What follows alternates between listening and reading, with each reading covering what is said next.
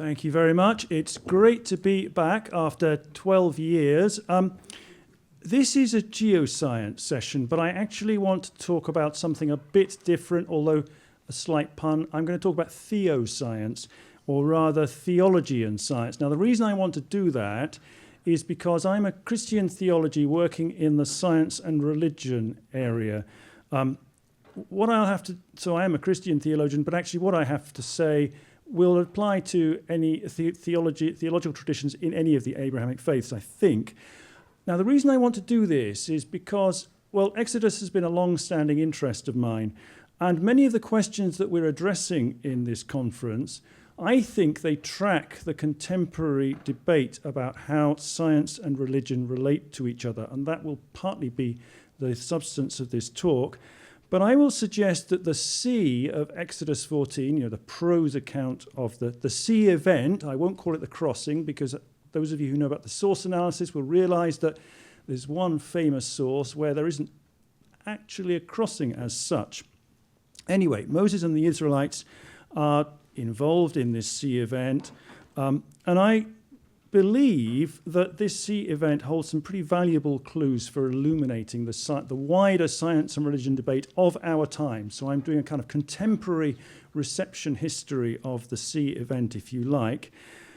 Unless it's because the sea, and especially the question of whether it can be located, or where it is, or whether we can even do this, located in time and space, it turns out to penetrate pretty far into the science and religion debate, because it allows us to explore the contested middle ground between science and religion.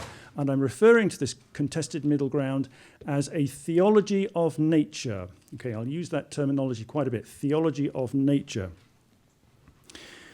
Now, the idea that nature might have a theology of its own has become something of a holy grail in the discipline that I work in, science and religion.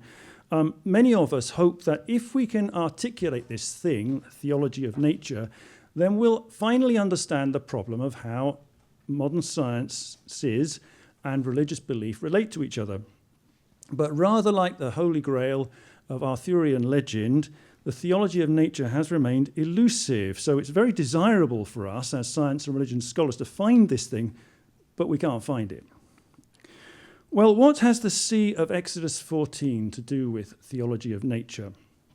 I would say everything, because here we find sea, wind, earth, landscape caught up in a cosmic battle between God and Pharaoh. But we can also read the text as telling of a collaboration between God and the natural environment, where the sea, wind, and earth exercise their own agency and autonomy in the sea event.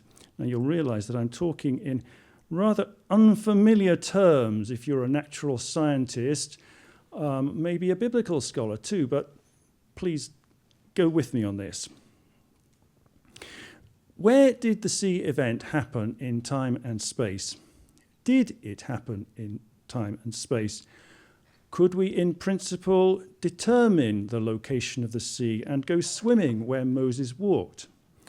Or is the sea a reality of the purely theological or mythological imagination? Is the sea to be found in nature or supernature? That's my title. Well, here's my map. You'll already have seen something like this several times over, although I don't have any nice graphics, I'm afraid. But I'm sure you realize that the route taken by Moses and the Israelites is the classic problem in biblical geography, printed on the end pages of a gazillion Bibles. The section in red, I've marked A to B, that is reasonably secure among those who adopt the 13th century dating for the Exodus, but there's no consensus over the location of the Sea of Exodus 14. And I think it's Carl who said this just before. Practically every body of water between and including the Mediterranean Sea and the Red Sea has been proposed at some point, including all of the inland lakes in the Isthmus of Suez. And these solutions are to some degree influenced by each commentator's interpretation of the obscure place names in the text, and I'll mention those shortly, but also questions about how to translate terms like Yam Suf, for instance. But less obvious, but I think they're very important to examine them, are the theological presuppositions that guide the way that different experts come to the evidence and the way they prioritize the evidence. We all have the same evidence, but we treat it in very different ways and get rather different answers. What I'm going to do is to present a comparative examination of the main solutions to the geography of the sea event by means of 4 open questions. So there's the balance between the natural and the supernatural in the story. What should that be? There are the geographical references in the text. Where are these places? There's the famous Yam Suf, where and what is this? And to bring it all to a head, there's the question of what really happened at the sea. And what I'll suggest is that every solution that you'll find in the literature overlooks at least one of those questions. My belief is that if we ever are able to articulate a theology of nature which is comprehensive and coherent, we will be able, in principle, to address all of those. Okay, let me start with the first one, natural and supernatural. What's the balance? So it's widely acknowledged that Exodus 14 is composite. That's already been mentioned several times. There are at least 2 strands of historical tradition before we even get to the Song of the Sea in Exodus 15. So Exodus scholars frequently tend to discern the priestly source in Exodus 14, and they're reasonably confident that there's at least one other distinct source there, and that's often gets labelled as a mixture of J and E. Now, I'm going to talk through the classic source analysis of Brevard Childs from 1974, but actually I could have taken several others like Bill Props or Martin Notes, for instance. The Childs one is very helpful because he sets it out so very clearly. He begins by separating the prose text of the sea event into 2 basic traditions, J and P. There's a small part of E, and the way he explains what happens to the sea. So in J, God drives back the sea overnight by a strong east wind, and when the waters return at daybreak, the Egyptians, in terror and confusion, drive straight into it and founder. Now the Israelites, they're just standing in the sidelines watching this. There's no sea crossing in J. P, on the other hand, has Moses dividing the sea by raising his staff and the Israelites crossing between 2 walls of water, followed by the Egyptians. Now, a source analysis like this has clear implications for how we understand the location of the sea and what happens there. So J is usually taken to be the earlier account. It has no crossing, like I said, and a relatively mundane, naturalistic phenomenon happens. So there's a movement of the water due to wind. Now, a number of studies latch on to this. We've heard about some earlier on today, about the strong east wind as being the naturalistic key to the sea event. So the idea here, of course, is that if the water is sufficiently shallow, or the wind sufficiently strong, the landscape in the right topography and things like that, then this story is explicable in historical and naturalistic terms without needing to invoke the wonder of divine action. And this view tends also to take support from the widespread modern suspicion that Yam Suf should be translated as Sea of Reeds rather than Red Sea. The later P source, on the other hand, has a full-blown crossing through a sea that's deep enough to furnish walls of water, so perhaps the deep Red Sea. And the supposition here is that this later P account ramps up the miracle compared to J. And this is how Childs explains the logic here. He says, for the modern critical reader, the hermeneutical problem is posed by the earlier J account, which stresses the effect of natural causes, strong east wind, dry seabed, panic among Egyptians, and the later P account, which is supernaturally oriented, splitting of the sea, wall of water, etc. On the basis of this critical evidence, the usual hermeneutical move is to suggest that the original crossing was viewed as resulting from a series of natural events, and that the later writer sought to articulate the theological meaning of the event by extending the imagery into the supernatural. This allowed the modern biblical theologian to speak of the great act of God at the Exodus in delivering his people, while at the same time to regard the event historically as little more than the accidental escape of some slaves across a treacherous marsh. Now, clearly, there's a great deal of irony here, obviously. Now, Charles does have some misgivings about this source analysis. He does warn us not to be too simplistic in this kind of dichotomy between the natural and the supernatural. And he points out, and Martin Note made the same point, a decade or more earlier, that both J and P are fundamentally theological. They both clearly state that God is driving the action. I think he's absolutely right here.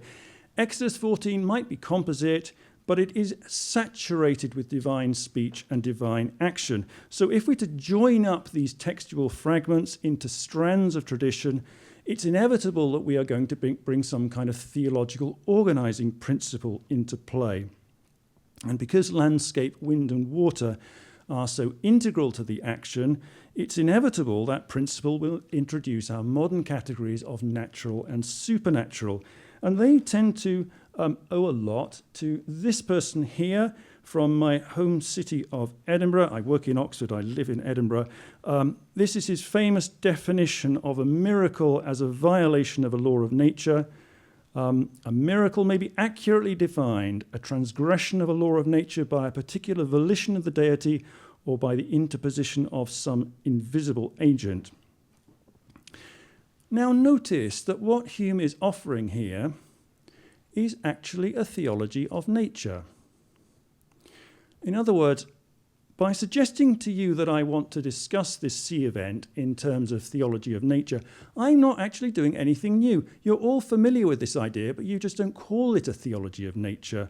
But I do want to critique the kind of modern presuppositions that lie behind this understanding and which flow from it. This definition of natural, supernatural, laws of nature, is ubiquitous in our modern world. And it's clear that the source analysts are using it when they make the distinction between J and P in Exodus 14, even though the ancient tellers of Exodus 14 couldn't possibly have known about this. So the source analysis, at least at this point, is anachronistic, I would say.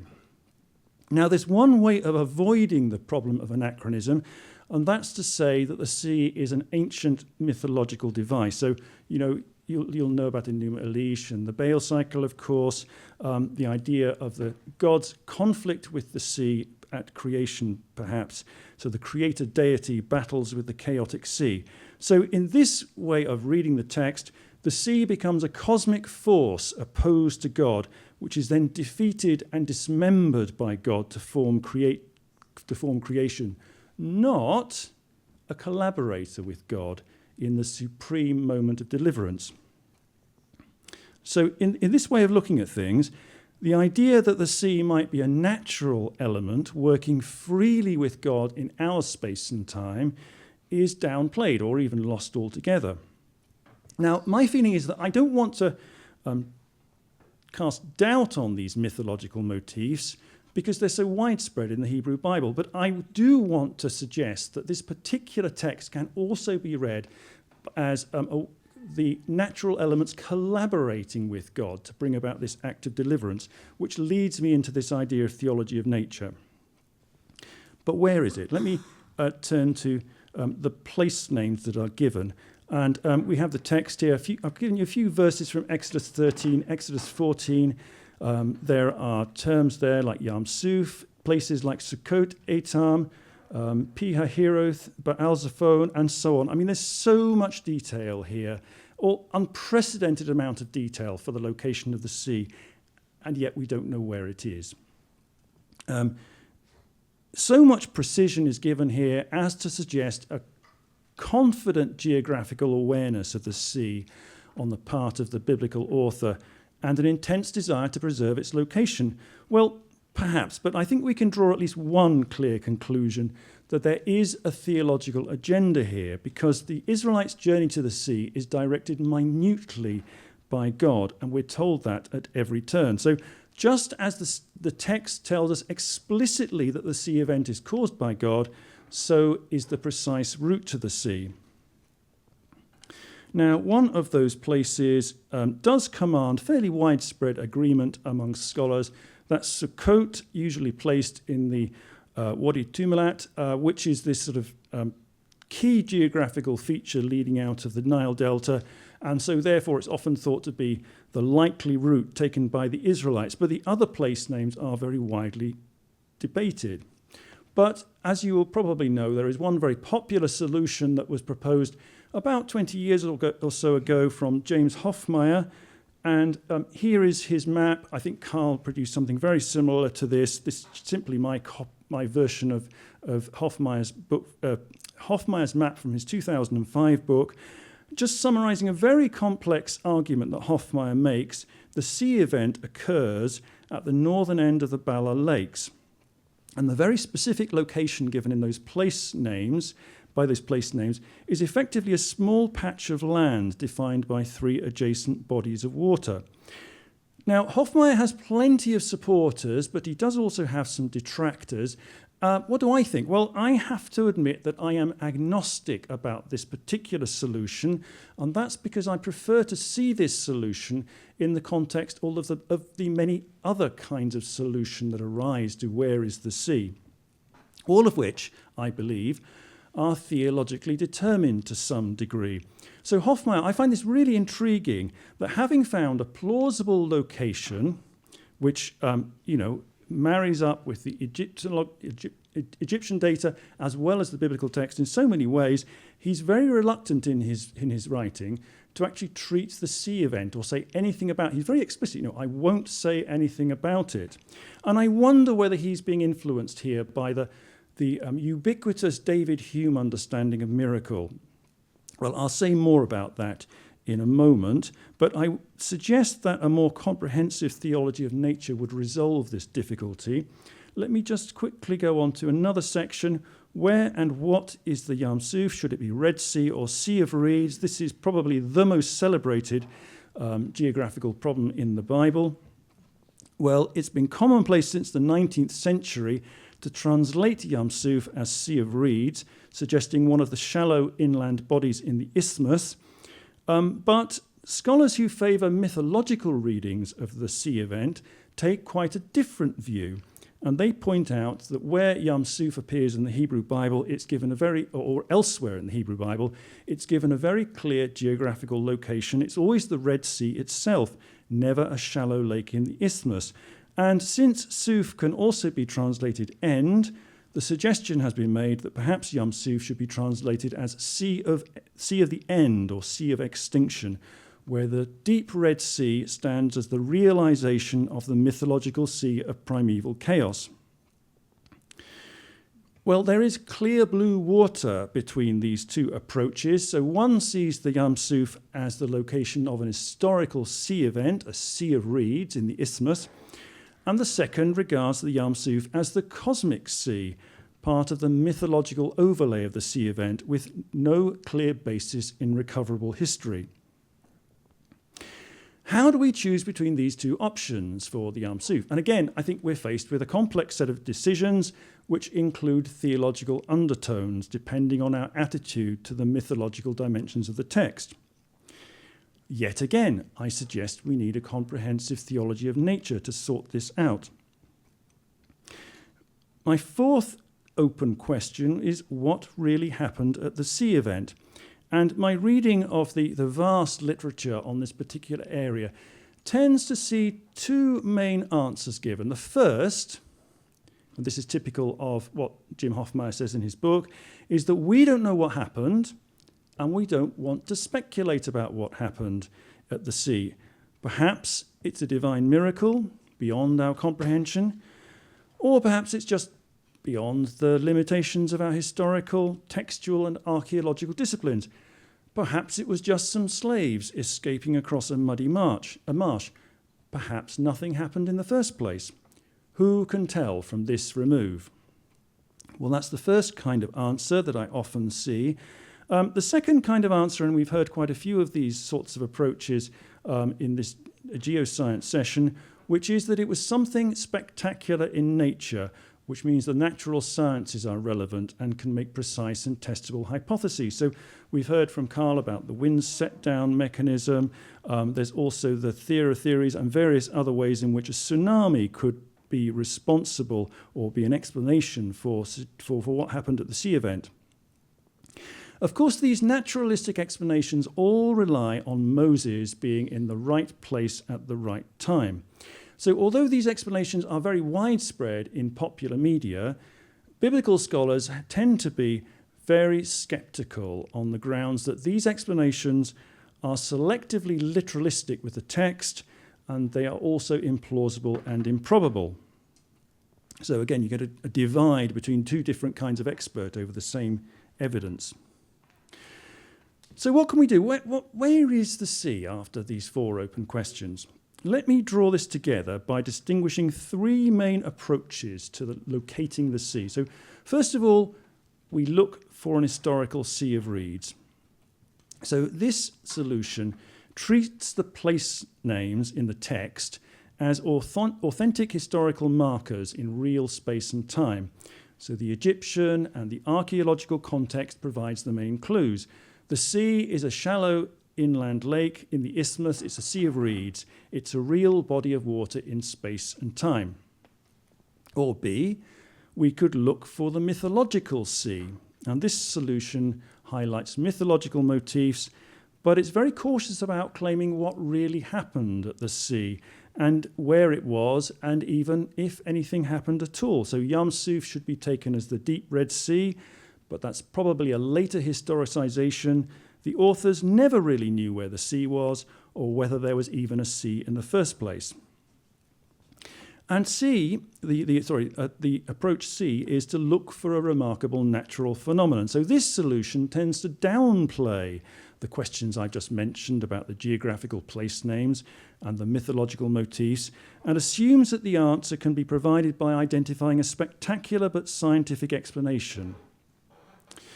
Now, we have three approaches, I suggest, which on the face of it are largely incompatible and divergent because they're driven by three different research questions. So A is driven by what can the Egyptian and archaeological context establish? B is driven by what can mythological analysis establish? And C is driven by what can natural science establish?